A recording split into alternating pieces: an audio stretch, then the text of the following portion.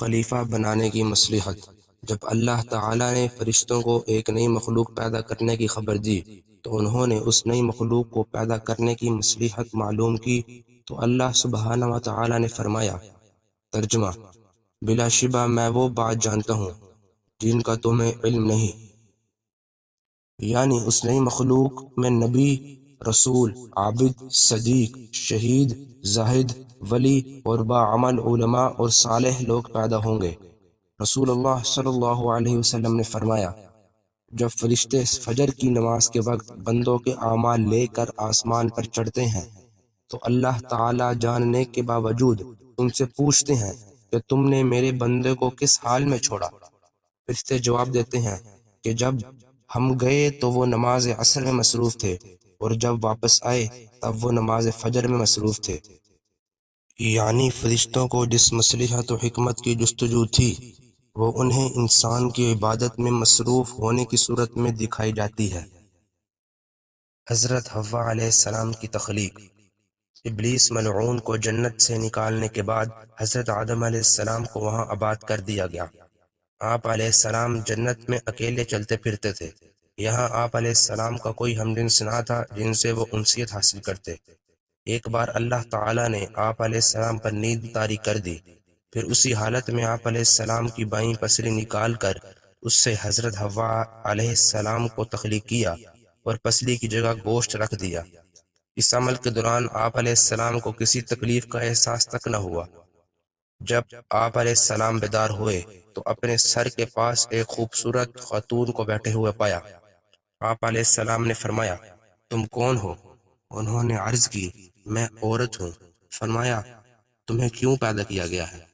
عرض کی، اس لیے کہ آپ علیہ السلام مجھ سے سکون حاصل کریں۔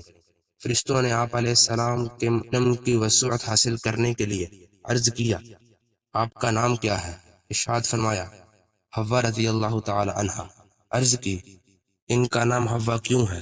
ارشاد فرمایا، کیونکہ یہ ایک زندہ وجود سے پیدا کی گئی ہیں۔ یاد رہے کہ حضرت حوا علیہ السلام چونکہ مرد اور عورت کے باہمی ملاپ سے پیدا نہیں ہوئی، اس لیے حضرت آدم علیہ السلام کی اولاد نہیں ہے۔ حضرت حوا علیہ السلام کی تخلیق کا ایک مقصد۔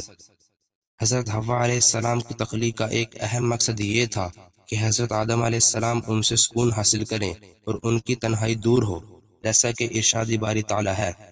ترجمہ: وہی ہے جس نے تمہیں ایک جان سے پیدا کیا اور اسی سے اس کی بیوی کو پیدا کیا جس سے سکون حاصل کرے۔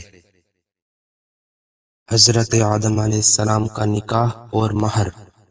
جب حضرت آدم علیہ السلام نے حضرت حوا علیہ السلام کی طرف دست محبت بڑھانے کا ارادہ کیا تو فرشتوں نے عرض کی، اے آدم علیہ السلام، ٹھہر جائیں، پہلے ان کا مہر ادا کریں۔ آپ علیہ السلام نے فرمایا، ان کا مہر کیا ہے؟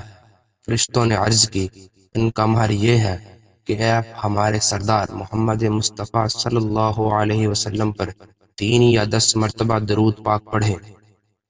چنانچہ آپ علیہ السلام نے درود پاک پڑھا اور فرشتوں کی گواہی میں آپ علیہ السلام کا نکاح حضرت حوا علیہ السلام سے ہو گیا۔ اس سے یہ معلوم ہوتا ہے کہ نبی کریم صلی اللہ علیہ وسلم ہر موجود چیز کے لیے وسیلہ ہے، یہاں تک کہ اپنے والد حضرت آدم علیہ السلام کا بھی وسیلہ ہے۔ مہر سے متعلق ایک اہم مسئلہ۔ درود پاک پڑھنے کو مہر شمار کرنا حضرت آدم علیہ السلام کے لیے تھا، جبکہ ہمارے لیے یہ حکم ہے کہ درود پاک پڑھنا، تلاوت قرآن کرنا، قرآن مجید یا علم دین پڑھانا اور حج و عمرہ کروانا عورت کا مہر شمار نہیں ہو سکتا۔ حضرت حوا علیہ السلام کے فضائل۔ حضرت حوا علیہ السلام کے فضائل بہت سے ہیں، جن میں سے چند یہ ہیں۔ آپ علیہ السلام کی تخلیق بھی ماں باپ کے بغیر ہوئی اور جنت میں ہوئی۔ انسانوں میں سب سے پہلی عورت کا اعزاز آپ علیہ السلام کو حاصل ہے۔ آپ علیہ السلام کا نکاح پہلے انسان اور نبی حضرت آدم علیہ السلام سے ہوا اور وہ بھی جنت میں ہوا۔ آپ علیہ السلام کا نکاح فرشتوں کی گواہی سے ہوا۔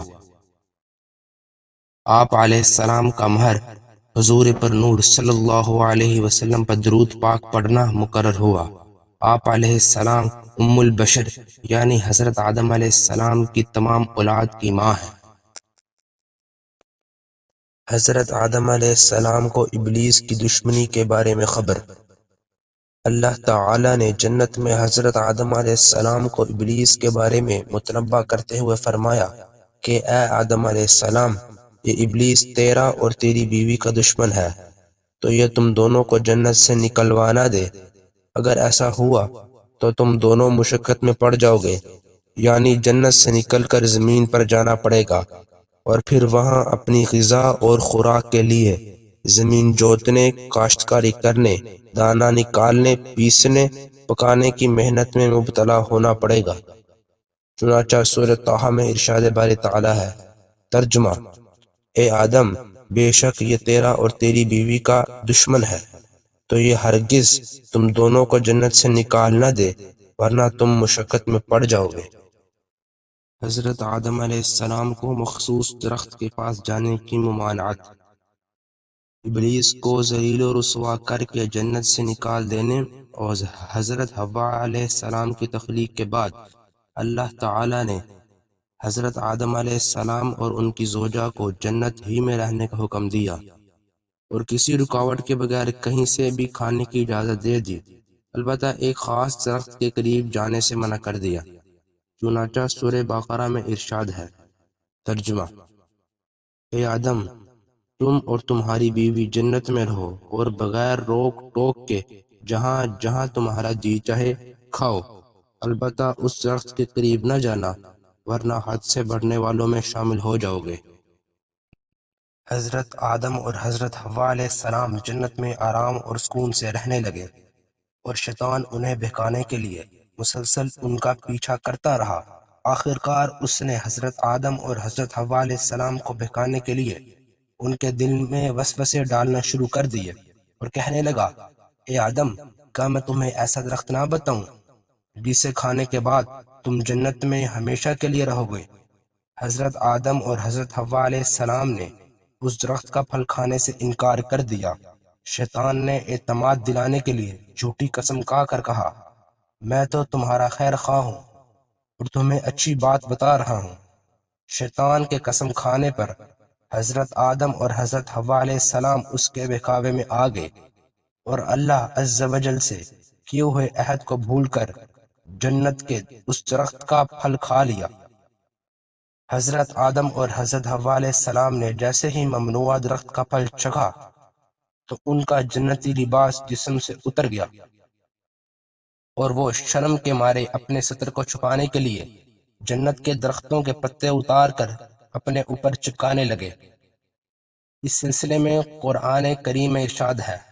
ترجمہ: پھر شیطان نے انہیں اس جنت سے پھسلا کر ان دونوں کو جنت سے نکلوا دیا۔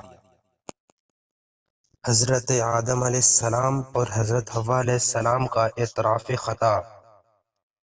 حضرت آدم علیہ السلام اور حضرت حوا علیہ السلام نے اپنی خطا کا اعتراف کرتے ہوئے بارگاہ الہی میں عرض کی۔ ترجمہ: اے ہمارے رب، ہم نے اپنی جانوں پر زیادتی کی، اور اگر تو نے ہماری مغفرت نہ فرمائی اور ہم پر رحم نہ فرمایا تو ضرور ہم نقصان والوں میں سے ہو جائیں گے۔ یہ تھی آدم علیہ السلام کو خلیفہ بنانے کی مصلحت، اور حضرت حوا علیہ السلام کی تخلیق اور ان کے فضائل، اور جنت کے ممنوعہ درخت کھانے تک کی مختصر تفصیل۔ امید ہے کہ آپ کو ہماری ویڈیو پسند آئی ہوگی۔ ایسی ہی مزید ویڈیوز کے لیے ہمارا چینل سبسکرائب کریں تاکہ آپ کو ہماری ایسی مزید ویڈیوز ملتی رہیں۔ اللہ تعالی آپ کا اور ہمارا حامی و ناصر ہو۔